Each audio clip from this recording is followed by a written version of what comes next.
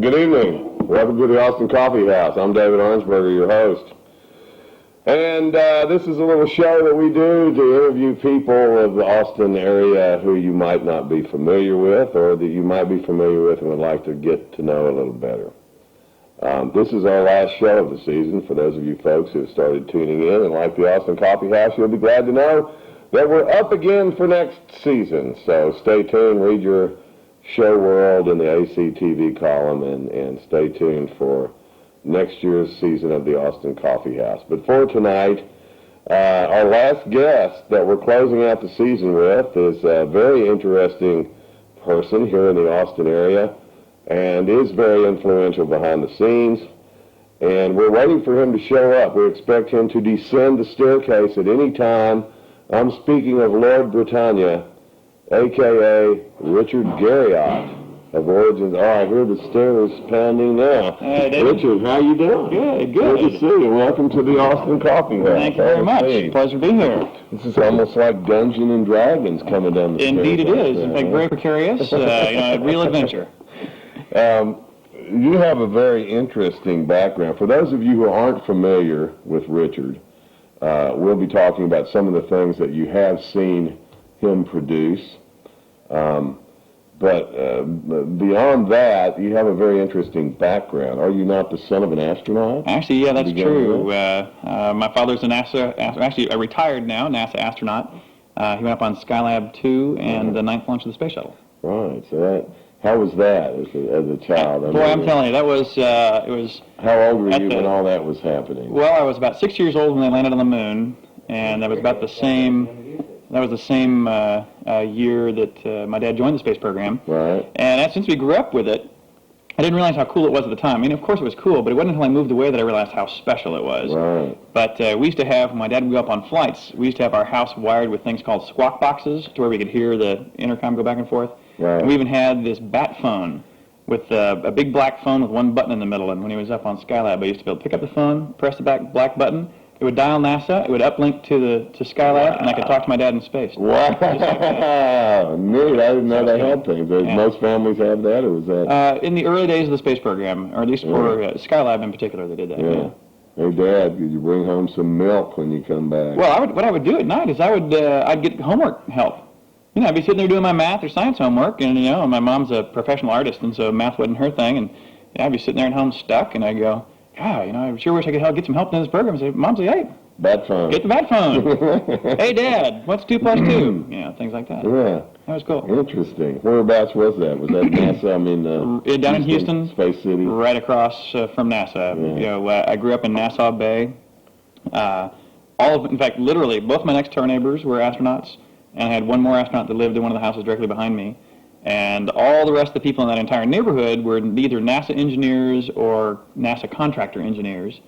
And it wasn't until I moved out of Houston to come here to school in Austin that I met all the Sesame Street people. The policemen and the firemen and the bakers and all these kind of people that I'd only seen on Sesame Street. It was a real culture shock to come to the real world. Yeah, it really was. Interesting.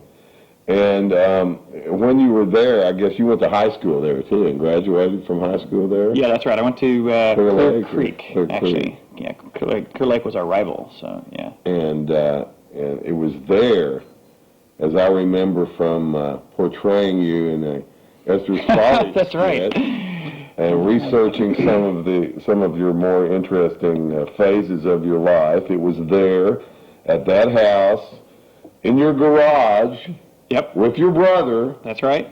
That Origin Systems was actually the groundwork was laid for that, was it not? That is absolutely correct. In fact, tell us a little bit about that. Yeah, Origin was literally a garage company. But if I can actually tell you a tale, it's a little bit lengthy. No. I'll try to be brief.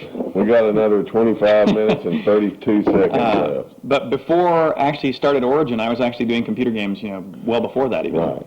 Right. And I started... You weren't doing them, you were creating them, or... Right. Back in high school, actually, my freshman year in high school is when I began to, play with computers. But there weren't any programming classes at that time. And so you were just teaching yourself. The kind with the green screen. Oh, yeah, no color. It was all black and white. This is the original Apple II. Actually, the machine was capable of color in that case. I just didn't have a color monitor originally. And And the way I would teach myself to program was writing computer games. And so throughout high school, the faculty used to let me have my own class in programming. In fact, they let me take it as a credit for a language. So I didn't have to take French or English, French or German or any other foreign language because they thought computer programming, it's basic, it's a foreign language. No one does that. So I literally got it as a language credit and had my own class and a guaranteed premium credit if I made it. In fact, I've brought something here to show you. Yes. That kind of at the start of this. I'll pull it out here. What this is actually the first game I wrote. And this predates even the Apple II computer. This was on a teletype with a paper tape reader. And I used to play Dungeons and Dragons back then at the time. And so this tape, you might be able to tell there is labeled D&D number one. Okay? And so that's really, Yeah, that's like a museum piece there. Well, to me it is, at the very least. So after writing that game, and I wrote 28 of them during high school. These are little games. Well, is this like the predecessor to the soft disk, or what is this tape? I mean, I'm showing my ignorance here. No, that's basically true. This is a recording of that program. You can still... So each of the holes, it reads the holes. Right. If you've ever heard of bits and bytes and things of that nature, every row of these, there's 8, actually there's 9 because there's one called parity, but there's one byte is represented on this line. It would just could roll into a spool and chicka, read every character one at a time. Right. Horrible technology. Right. But cool at the time. Yeah. Okay, so go on. Then after graduating from high school is when I found the Apple II computer. Yes. And I wrote another of these little fantasy games on this Apple II computer. And the owner of this Computerland store where I was working as a salesperson said, "Hey, that's a cool game, you ought to publish it." And back in 1979, there weren't really publishers back in those days. Right. And so state-of-the-art packaging and distribution was a Ziploc bag and a Xerox cover sheet. And if I can find it here...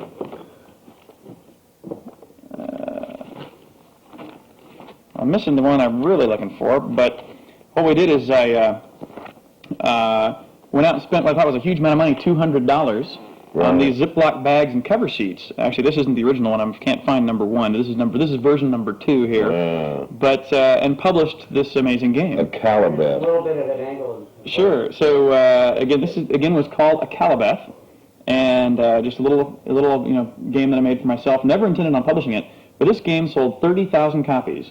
Which even today is quite a few. Yeah. But and the price originally when they published it was $34.95. It, like I said, sold about 30,000 copies. My take was about $5 a unit. If you do the math there, it makes about $150,000. Yeah. So on your first project. For 3 months of evening work, $150,000. Man. So clearly this was a good idea. Yeah. And so needless to say.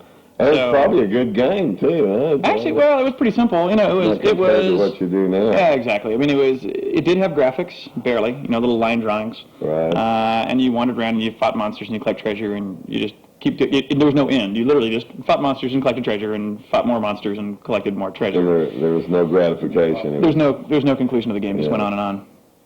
And well, after that, as soon as one of them made money, I went, well, can't stop this. Got to do it again, but this time intending to make money. Right. And so that started the second one, which I've actually got a copy of here too. This one's called Ultima. And in fact, you probably heard of the Ultima series. Yeah, and you're still into that, aren't you? But this started all the way back in 1980. Yeah. This series is the longest-running and best-selling fantasy role-playing game in the history of computer gaming. Wow. And it started back here. In fact, this other game, Calibeth, is really the same game. It just hadn't evolved yet. Yeah. Then I sold that first Ultima and the second Ultima actually through other publishers, which now brings us up to where you talked about Origin founding. Right. I had gotten tired of a couple of publishers I was working with. We had contract negotiations. One of them actually went out of business owing me money. And so I would know that was unpleasant. So I was fed up with other publishers. And my older brother, who's, as you know, my business partner, he was finishing up his amazingly overeducated background. His background is he got his double degree from Rice in engineering and economics. Oh, God. Then he went out to Stanford and got his master's in engineering. Then he went out to MIT and got his master's in business. And all the time he was studying, and he worked for a venture capital company during his summers, studying investments in software companies. And so he was a pretty good partner there. He was Mr. Entrepreneur. And so it was really, he wanted to start a business. And I was a creative guy. I just said, hey, I just want to do my art and enjoy doing it and not get ripped off. Fortunate, yeah. And so we went into business together, and it worked out marvelously. Fair. Yeah. But we did start it literally in a garage, like you said. It was my parents' garage in Houston. They had a 3-car garage. The garage itself was our shipping and receiving and manufacturing, and my mom had an art studio up top that we kicked her out of, and we did all our development up there. You bought her out, huh? Yeah, basically. Actually, she came to work for the company. That's great. Yeah. Well, and since then, I mean, you've unleashed dozens of games. Yeah, in fact, the company has grown a lot since then. You've actually joined up with another larger company. Exactly. About 2.5, actually almost 3 years ago. 3 years ago now, we joined forces with a company called Electronic Arts. We've grown since, again, 83 was when we founded the company, and there were, 2 or 3 of us at the time. We are now 285 people here in Austin. Yeah. When you say dozens, we do a dozen games every year now. Wow. 3 years ago, we merged with Electronic Arts, and the combined companies now have continued to acquire other organizations. Mm-hmm. Worldwide, we are now up to about 4,000 or 5,000 people, and we have offices now here in Austin, San Mateo, California, Vancouver, Canada, London, Tokyo, Sydney, Australia, and sales offices in almost every foreign country, and spreading now all through Southeast Asia as well. Man. So it's just really going. And the games have gotten more complex and more elaborate. I know from personal experience, I auditioned for and was accepted to be a voice in a couple of your games. That you are, was it Wing Commander that you actually filmed a movie? Yeah, in fact, it's gotten, the Wing Commander series, which is by far now our biggest seller and our biggest investment in a product. For example, just getting done shooting Wing Commander 4. Actually, the film shoot just ended a couple months ago. Mm-hmm. The product will be out actually pretty close to the airing of this show, as a matter of fact. But what you're referring to is the film shoot that we're doing in concert with the game. The game itself, just the digital part, cost us about $1.5 million to create it. Right. And the film shoot, for example, for Wing 4 cost about $8 million. And so we're getting pretty close to regular movie budgets now for the film sequences. So Wing 4, included what we call, whereas Wing 3 included synthetic sets in the sense of computer backdrops with real actors. Yeah. Wing 4 is real sets, real actors. Had people like both Wing 3 and Wing 4 included Mark Hamill, of course, Luke Skywalker. John Rhys Davies, who was Indiana Jones' digger friend in the Indiana Jones movies. Yeah. Tom Wilson, who's Biff in Back to the Future. Right. Malcolm McDowell, Clockwork Orange. Yeah. Jason Bernard off Herman's Head. Anyway, the list goes on. A number of other very well-known stars. And so what they did is part of the game. Then the movie becomes part of the game. And so in the case of the product we're talking about, Wing Commander, it's a space combat game combined with an interactive movie. And so it's computer graphics when you're flying your spaceship around and fighting bad guys. And then when you land on a base or carrier or something like that, then you get to see completely movie footage where you see yourself get out of your spaceship and you see somebody else, Tom Wilson, for example, get out of another spaceship, and you go to the cantina and you go have a talk and you actually interactively talk in the game, with mouse, kind of point and click stuff. Right. So according to where you click is what they say, right? Exactly. Yeah. Interesting. And so that's the Wing Commander products now are, I've mentioned their expense, but their sales now are just phenomenal. Wing 3 will sell at least 500,000 units in its lifetime, and Wing 4 should outdo that by a good margin. So. And you're also producing other people's things, are you not? Oh yes, of course. Wasn't Cybermage? Is that one that you're doing? Well, that one's just getting ready to come out. That's not out yet. Yeah. I had a voice in that. Yep, that'll be out actually again by the airing of this show again. In fact, Wing Commander, the actual kind of producer and director of Wing Commander is another person named Chris Roberts. Cybermage is being done by a guy named David Bradley. We also have a guy, Andy Hollis, who does a bunch of flight sims. Warren Spector, who does a lot of our kind of point-of-view games. A guy named Eric Hyman, who does a lot of our action games. I hope I haven't forgotten anybody, any of the producers anyway. Actually, one that recently came out, we have a game called Crusader, which is actually our #1 best-selling game out right at this moment, which is just a phenomenal game with a new producer that's just kind of growing in the ranks of Origin. Well, when I first learned about you and what you were doing was I was kind of jealous because there was a point in time where I had a production company that I was promoting some of my friends, and it had been tried before with Show Enough Studios, and different folks were trying to tap in on the talents of some of the Austin music artists that were all good friends, and just couldn't quite find somebody with enough capital to really kick it into motion, because they all get along so well together, and they're all so creative. And then all of a sudden, all at once, these guys were unavailable. They were all working for you. That's right. Danny Garriott, Michael Priest, Bill Narum, Yep. Sam Yates. Yep. These are some of the best artists that Austin has to offer, and someone actually had the intelligence to go out and put them all together. And well, it's really amazing how that happened, because now in this day and age, like in the last year or two, there are finally places people can go to get training in the tools and technologies we use. But to a large degree, everybody kind of learns on the job. And so when you go out, there's lots of good artists, but finding a good artist who can also become a good computer artist is actually pretty hard. Right. And we had found before, just in trying to hire artists and trying to train them, that we had found that comic book artists originally were some that made the transition the best. We weren't sure exactly why, but something about the skill sets tend to come across well. Until we hired Danny Garriott originally, and then Michael Priest, were the kind of the first two that came in.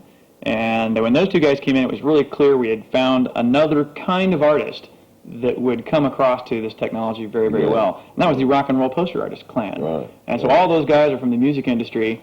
Honestly, I was as honored as can be to even get these guys to come in there and even think about joining. Well, I was surprised. I mean, you got a day job? You're kidding me, but they really like it. Oh, and they're having a blast. I mean, we're having a blast. And so it's, a couple of them are not the quickest, technology absorbers, in the sense that they're kind of, I'm not sure I want a computer thing.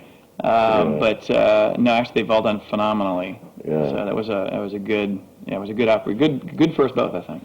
So are you still the brains behind it? Are you still the product development, or are you pretty much just sit up in your ivory tower and smile a lot? Neither one of those. Actually, I'm afraid. I like to believe that I'm a major spiritual contributor, in the sense of a major influence on the company culture and things of that nature, and hopefully provide some kind of leadership in that sense.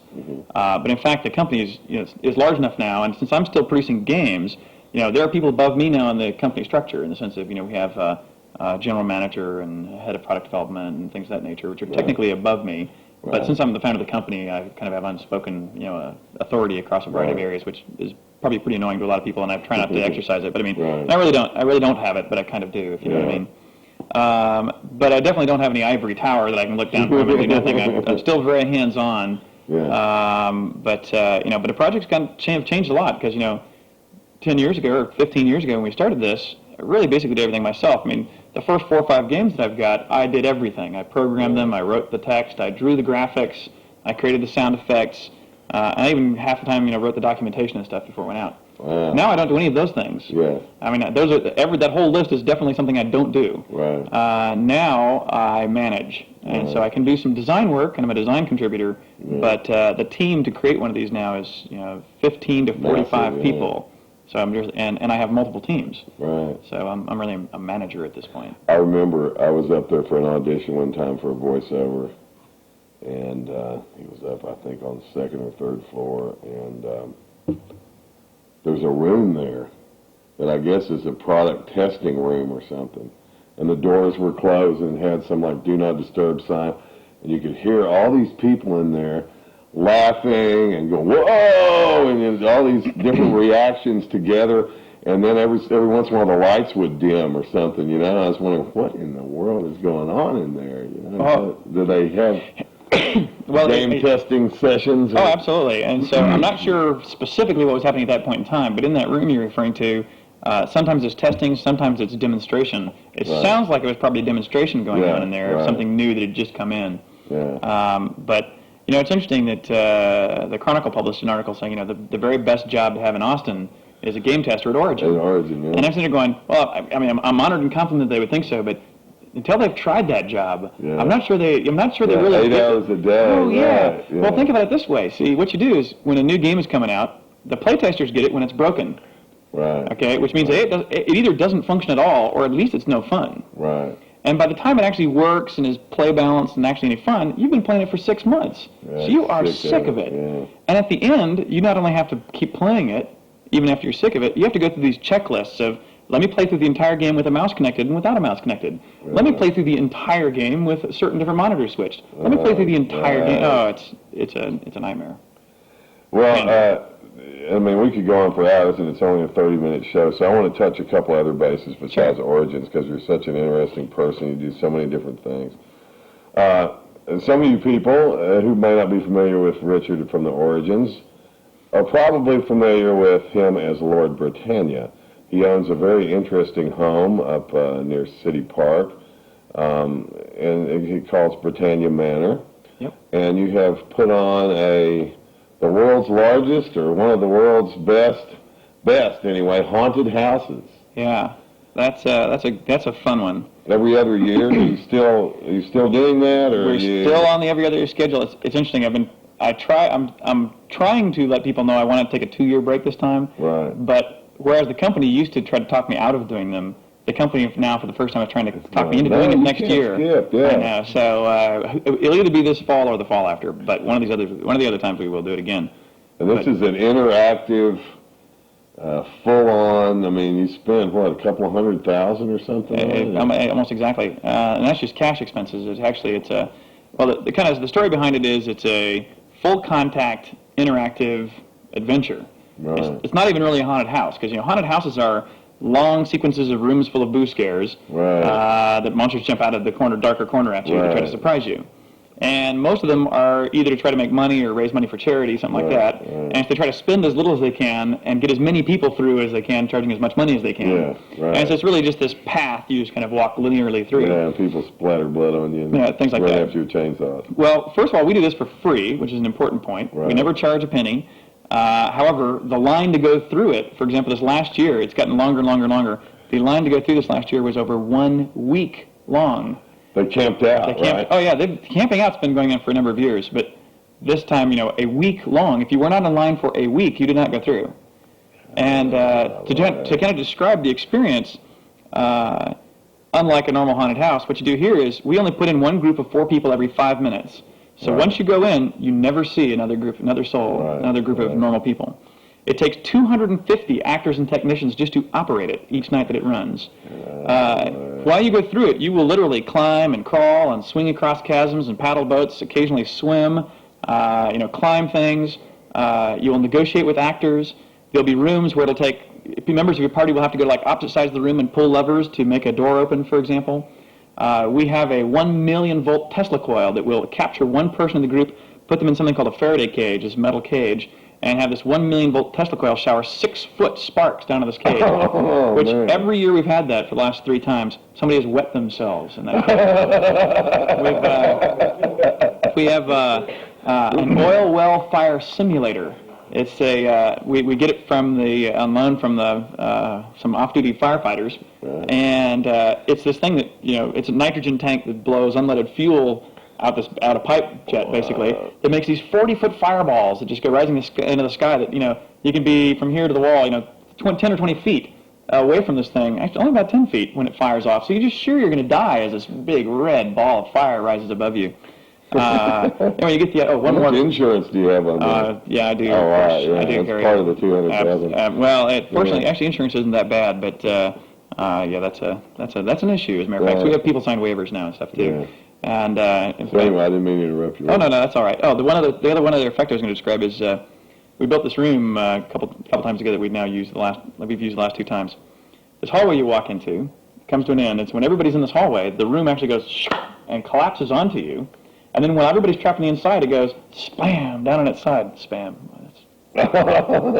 Slam on its side with all the people contained within it. Right. And so, the theory goes something like this. With children, you don't want to have monsters grab children because you'll cause serious psychological breaks. Yeah, right. You don't want your monsters to grab adults because adults will turn around and smack you. Right. So we have to build these very elaborate mechanical contrivances to take control away from the hands of the adults. Right. Which, as an adult, trust me, it's extremely disconcerting. Those of you who have been there, you know what I'm talking about. No, I haven't. I wish I could have been. One of these days. We'll get you I'll a VIP pass. Oh, yeah, that'd be nice.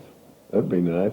I think I asked one time how I could get in. I think when we did your birthday party, the Esther's thing, and Michelle said, well, you could volunteer to help. Although what's really funny is one of the reasons it gets bigger every time is because we have an unlimited financial budget, basically. Right. But we have a limited time and personnel. And so what it is people have gone through the year before, almost a huge number of them come back to build it the next time. Right. And so it's whoever wants to come build it builds it. I mean, there's no tryouts or anything.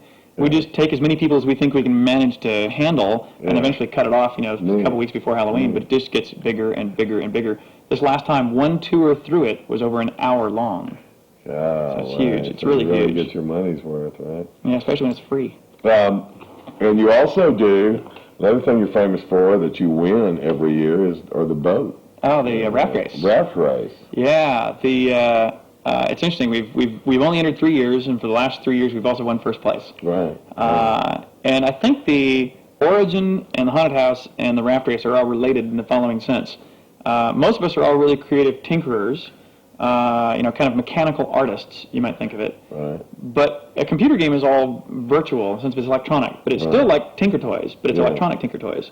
Right. But a lot of us would really also love to find a way to physically make things that are grand and artistic and clever mechanically. Yeah. And so these raft race entries that both Origin does, and actually we collaborate with another company called Custom Creation. There's a good friend of mine, Greg Dykes, who's the proprietor, and who also built my house and a lot of the secret passageways. Oh, yeah, your house is fine. So our two companies combine, and we build these raft race entries that are not only, we like to think, artistic in their presentation, but we do a skit along with it, and we try to make them mechanical, fog machines, moving parts, things of that nature.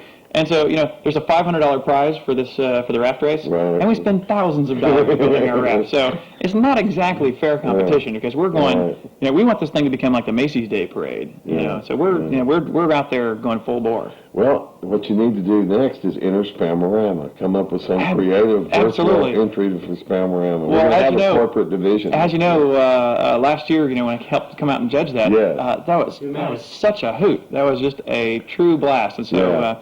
I'll have to. And now we've joined forces with United Cerebral Palsy, and we're going to grow bigger and bigger. And this year we're on Auditorium Shores. Yeah. So, hey, can I sneak a little time to show you one thing here? Yes, please do, because we've only got 2 minutes. Let's. I'm sorry, I forgot about this. This is. Okay, I have to explain this. This is a little practical joke that has been going around our office, and I hope I can say this on television. This little symbol is called a happy butthole. Oh yeah. And for those of you who read the Chronicle. It'll be a couple months ago, I took out a full-page ad to run one of these on the inside front cover of the Chronicle. I remember, that's where I've seen that, yes. Well, the short version of the story is, there's a girl named Jennifer who's involved in this also at the office. At our office, these are little gotcha symbols. You slip them into like a book and you go, oh, I've been got. Okay. And I'm not a person about letting one of these little games go lightly. Right. And so first some other people got my office, then I got them back, and then our cars, and then our homes. There's a big one painted out on the street in front of my house. There are things planted all over my yard.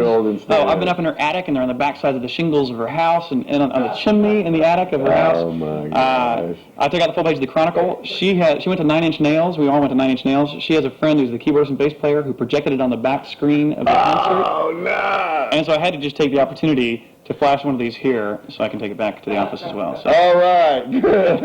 Thanks for allowing me to continue that. Well, thanks for being on the show, Richard. Absolutely. I really enjoyed it. Maybe we'll have you back next season and take up where we left off. My pleasure. Now, in the words of the immortal Harley Berg, amigas y chiquitas, grosso and kleiner Freunden, big and little friends, keep 'em running, flying, swimming, jumping. Support your local creative genius visionary because they're your buddies.